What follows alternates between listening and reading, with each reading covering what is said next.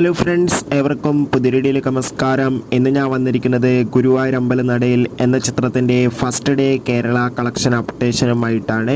വീഡിയോയിലേക്ക് വരുമ്പോൾ video like ചെയ്യുക, ചാനൽ സബ്സ്ക്രൈബ് ചെയ്യുക. ഈ വരുന്ന മെയ് മാസം ധാരാളം ചിത്രങ്ങൾ OTT റിലീസ് ചെയ്യാൻ പോവുകയാണ്. നമ്മുടെ ചാനൽ ഭാഗം പരിശോധിച്ചാൽ നിങ്ങൾക്ക് കാണാം.